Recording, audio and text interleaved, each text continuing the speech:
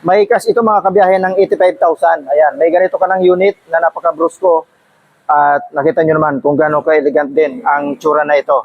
At kung kukunin natin ito ng installment,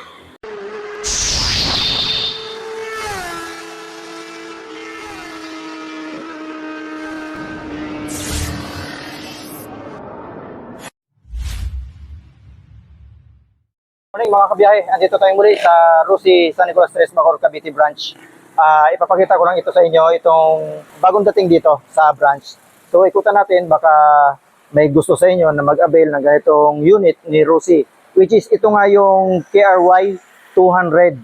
So bibigyan ko agad kayo ng presyo kung magkano ito, tapos ikutan natin yan. So tara, let's go!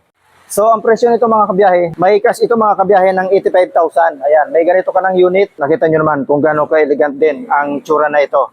At kung kukunin natin ito ng installment, may down payment ito na 7,000. Ayan. At kung mag-avail tayo ng 3 years, meron din silang 2 years at saka 1 year. May rebate siya. At yung 3 years niya, nagmamonthly lang siya ng 3,475 pesos. Yan po yung amortization nating babayaran sa per monthly natin for 3 years. Yung 2 years naman, 4,640. At yung 1 year niya mga kabiyahe, 8,140. Ang amortization payment natin kung 1 year ang ating a-applyan.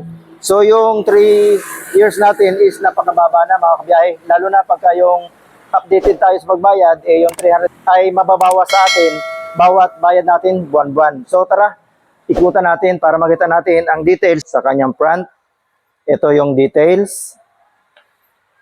Mataas yung kanyang fender. Gawa ng ito nga po ay pwedeng patalunin. Kaya ganyan siya kataas. So, pati yung kanyang telescopic fork suspension, napakataba po niyan.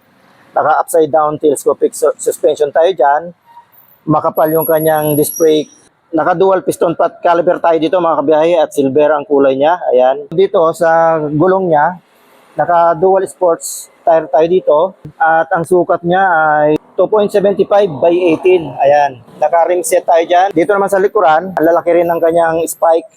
Dual sports din yan, tire. At ang sukat naman niya, 110 by 90 by 16. Naka-disc brake din tayo dito mga kabiyahe. Makapal yan. At malaki yung piston caliper na ginamit dito sa likuran. At ito naman yung swing arm natin na malaki. Ayan. Kung mapapansin ninyo, sa tunog pa lang, talagang makapal yung ginamit na materialis dito. Naka-monoshock, syempre, dahil ito nga ay pang off-road, ayan, napakalaki ng kanyang monoshock absorber dito sa likuran. At yung kanyang chassis, solid, kulay orange. At ang kulay nga pala nito mga kabiyahe, no? Orange na may combination na black at may decal siya dito na Rusi. And then dito, ayan, may malaking Rusi dito na kulay white. At dito naman yung KRY 200. Pagdating naman dito sa kanyang engine, ito yung engine niya mga kabiyahe. Ayan, black na may logo na R dito, which is Rusi nga yan. Yung foot brake natin dito, ayan, yung foot peg ng ating rider. Meron din tayo dito ang kickstarter, syempre. Ayan, at meron din pang OBR kung sakaling may mag-aangka sa atin, pwede rin. At yung appearance mga kabiyahe ng exhaust niya o tambucho, nakatago sa taas, which is yun naman talaga yung usually na ginagamit dito sa mga ganitong unit kahit sa ibang brand. So napakalaki ng tip niya mga kabiyahe. So yung tunog nito, buo yan. Ayan. Ito naman yung appearance dito sa may likuran. Ayan, kung mapapansin niyo, napakalinis. Meron siyang goma doon para hindi tatalsik. Ito, para hindi tumalsik yung putik doon sa engine, may cover siya dyan na goma yan, makapal yan na goma. Ayan. At yung taillight natin dito, ayan, may ilaw siya para sa license plate natin. At itong pinaka taillight niya is LED na yan mga kabiyahe. At ito, yung turn signal niya, LED na rin yan. And then dito, heavy duty ng kanyang chain at saka yung kanyang sprocket. Napakakapal ng ginamit na sprocket dito at saka ng chain.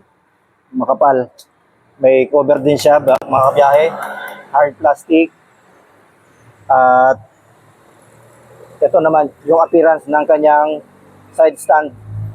Wala siyang center stand mga kabiyahe, gawa ng ito nga ay pang off-road. So wala siyang center stand. So ito naman yung gear shifter natin dito. Ayan. At ito yung control ng on and off ng ating gasolina. Pagdating naman dito sa taas, ito yung appearance ng kanyang upuan. So maliit lang siya. So hindi ito pwede or siguro pang long ride, medyo mahirapan tayo dito dahil maliit lang siya. Hindi ito ina-advise pang long ride.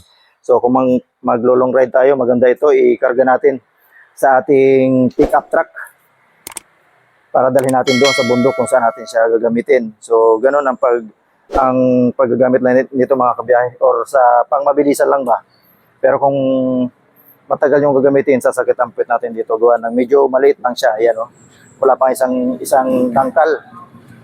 So ito naman yung appearance ng tangke niya.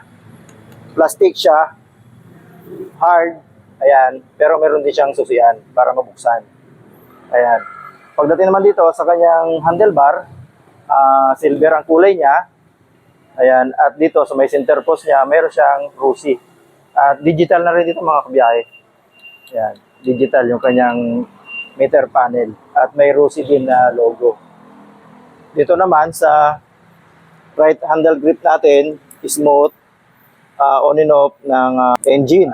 Pagdating sa kaliwa, meron tayo ditong turn signal, busina, high and low beam ng headlight at on and off ng headlight. Ayan. Yung clutch lever at saka ito naman yung brake lever sa front. So ito naman yung kanyang headlight. Ayan, maliit lang siya pero naka halogen bulb tayo dyan. At yung kanyang turn signal na naka LED, na yung maliliit lang yan mga kabiyahe na parang butil-butil, pero pag sa dilim is talagang malakas din yan. Gawa ng naka-LED yan mga kabiyahe. Ito naman mga kabiyahe, yung ating posisyon. Gawin nyo kung reference sa unit na ito, ang height natin is 5'6". Naka-tip to tayo dyan. Ayan o, kayang-kaya ito. Nasabi ko nga kanina, medyo masakit sa puwet pagka yung matagal natin itong gagamitin. Kaya maganda ito pang laro lang sa mga dirt road ba o sa mga maalikabok or maputik. Yun. Ito yung mga ginagamit mga kabiyahe. Kung dyan sa lugar ninyo is medyo mga bulubundukin ang lugar nyo, ito maganda mga kabiyahe. Kayang-kaya ito. So kung naghahanap kayo mga kabiyahe ng ganitong unit is dito na kayo pumunta sa ROSI San Nicolas Tres, Bacoor, Cavite branch. So shout out sa lahat ng mga nanonood sa Biyahe ni Frank at saka sa mga sumusuporta sa Biyahe ni Frank. Shout out po sa inyong lahat. Kita-kits muli tayo. Biyahe ni Frank. God bless.